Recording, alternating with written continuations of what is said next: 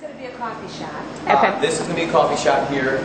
Essentially, it'll stop right here and then wrap around in the hallway to the back where the bathrooms will be. That's my brother's conference room. Will actually be here, and then they'll share bathrooms in the back. So this is a young gentleman. His name is Di Hughes. He worked at Monmouth, and well, actually, let's rewind. He started at Zingerman's in Ann Arbor. Oh. He grew up there and ended up going to London, and Monmouth is considered maybe by some the best coffee house in the world. Sustainable practices, excellent coffee. So he managed there. Ended up going to Sydney. Really talented. Came back, fell in love with Detroit, and wanted to work here. So he worked at the Mercury Coffee Bar, which didn't go well. He was the only real success there. The coffee program did really well. Everything else didn't, and he really took the reins and was basically an owner with the amount of work that he put in and time he put in. So instead of taking off because he had job offers in New York and other cities, he stuck around. He's opening his own place here. So and his girlfriend is now his wife, moved here from Australia, and they're doing this project together, which is exciting. And they just live down the street, so it's great. What made you decide on Corktwon for Slows? Well, there was a few neighborhoods I knew, like Midtown, Corktown, Eastern Market, Downtown, New Center. Those were the neighborhoods I was familiar with because that's where I went out to eat. That's the nightlife, like the art museums or the music venues. So that's kind of what I understood when I moved here, because I didn't know a single person when I moved to Detroit. That was about 8 years ago. I just knew that I was fascinated by it because I grew up north of here in a rural area. And since there wasn't a sit-down restaurant in the town I grew up in, we ended up here a lot for all sorts of things. And so as an 18-year-old, I didn't really understand the city. But as I traveled in Chicago, New York, London, Paris, Milan, Barcelona, and Tokyo, I started, in really nice hotels and apartments and flying. And I ended up, kind of, as my career was tanking, let's say, I started staying in one-star hotels and hostels and taking the night train. And in these places, I found far more creative, innovative solutions and people. And so I started to fear poverty a little less and started to see that people were doing far more interesting things when they did it out of necessity versus complacency. And so I started to understand Detroit a little more and thought that this was a place that I would be judged by my actions versus being judged by my resume, which I didn't have one, or my age, which was young. And so I ended up moving back here, and it worked out really well because that was true, and it's an incredible community that's supportive, where I really was never a part of anything in any of those other cities. Even in Chicago, where I lived for 4 years, when I volunteered, I was yelled at out the window. I was pulling weeds. I was told to get out of their neighborhood.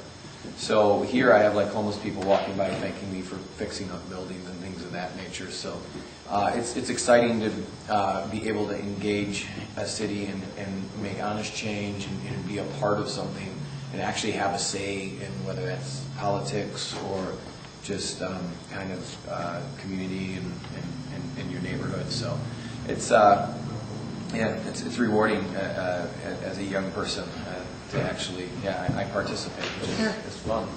So I'll show you around a bit.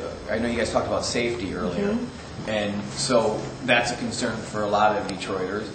And one thing that I tried to do when I moved here is, well, I complain all the time, of course, but I try to act and be active and be realistic as well. So after 8 years, I kind of given up on believing that the police department's going to make a difference and save the world here. I'm glad that we have our police department, but if we want to save community, I think it's going to come from other places. And so what we did here in this building was our first example of it. This took us, I think, 2 years to get financing. So we built it to, as you see now, outside of this little bar that's here, and we put my temporary wood shop in there. And then upstairs we let artists, like musicians, painters, sculptors, they were upstairs for free. And what that did was that put eyes on the street, and it protected our building. So it protects our building, protects our community, it builds community goodwill, and it also you know, it just builds culture. And so what we're doing now is kind of using that same system. Because I don't have a wood shop, so we're going next door, which I'll take you guys into really quick, which is the old pawn shop. And of course, pawn shops lead to a lot of criminal activity. And so when that building went up for sale, there was 2 people looking at one that was interested because he thought the billboard was worth a lot more than it is, and he thought that would float it, and so he was going to just let the building deteriorate and just collect the revenue on the billboard. The other person wanted to do a pawn shop, so 8 of us got together and each pitched in $15,000, and that got a new roof on it, the windows and heat, and we'll have a shell again. And then over the next year or 2, we'll put together financing to do a complete project. As you'll see here, we'll go upstairs. We've got the rough inspections up, so these apartments will be occupied sometime January or February, and then those will be artist studios again, which is great. We had 6 artists here it was our max. Next door we'll have as well free, and not just artists as well. We're going to have entrepreneurial incubation as well, because we love small business. We love the idea of, you know, when you have people on the first floor, that also obviously makes it much safer, because you're, you know, as a shop owner, no one steals anything from outside of Sherry's Barbecue while we're open, because there's people there. Right. They steal stuff from Wabash, you know, where there's no eyes on the street. So we really want to, you know, encourage more small businesses in the city of Detroit. Plus, small businesses tend to be engaged in the community. You know, we hope that they live here, or at least they're, you know, care about what the environment is. So when we have a lot of big businesses come in, although they can sometimes provide things cheaper, they don't necessarily join us in our community efforts. So. Okay. Phil, before you take us to the other locations here, I know that you're opening a takeout location near Wayne State campus. Can you tell us a little bit more about that? And also, you told me an interesting story yesterday about the Wayne State Police and how you felt they were very participatory in helping you keep safe at that location as well. Yeah, I guess that's been one of our major frustrations with the city's police department, because you have Wayne State in the same city, you know, doing such a tremendous job, and then you have the city of Detroit right on the other end of the spectrum. And so, yeah, we, you know, besides, you know, many stories from many friends, one just recently that affected us, we had a muralist. We tried to hire some local artists to do some paintings in our place to go along with the architectural work that we've done. And the bathroom is this mural. And while the artist likes to work at night, he was in there by himself, and there was just one light on in the bathroom. All the other lights were off. It was like 1 in the morning, and the front door was open because it was summertime, because there was just getting a breeze through the place. So they drove by, they parked right out front and sat there with the lights on and called the restaurant and just waited till we confirmed that, you know, it was just an artist in there painting, everything was cool. But you know, that pride and that awareness at the fact that they would say, oh, there's a door open there, let's stop and check. So that's, you know, that's tremendous work and consideration, and we would love that if there were other who were doing that. And where is that location located? That's at Cass and Alexandrine, right by, you know, Spiral Collective, Flow, and Nefertiti, and Avalon. There's an awesome group of entrepreneurs there that are working together. Another really cool thing about Detroit is that the entrepreneurs work together here because we consider each other neighbors, versus other cities where it's considered competition. Yeah, so. And when do you expect to be open there? We might carry out. We hope Monday. We think Monday. Monday? Yep. Oh. We had our Christmas parties just moved. Field trip.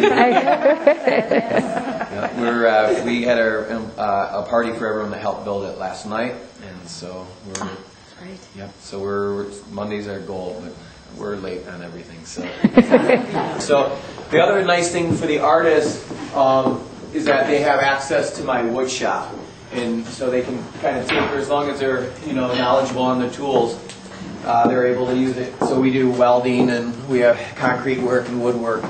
So, Phil, just real quick, just to kind of give some narration here, we are down like now 2 buildings into a second building, and you purchased this now to kind of move into. This is now your wood shop. Yep, and then eventually, if we get financing, which will at least take a year, so the artists and the small business incubation will be at least 12 months, but we'll see how everything goes. We hope to get financing and then make those apartments upstairs, and then this is maybe going to be a restaurant. All the partners that bought in, we've been studying to do a new restaurant. And so we can quick slide through here. Just watch the opening here down in the basement, but we can go upstairs real quick so you guys can get an idea of what the spaces are kind of like. So as you can feel, we're running the gas lines to get the heat going, so it won't be like this once they're here. We also have, we're still organizing, so it's quite cramped, but this will all be cleaned out.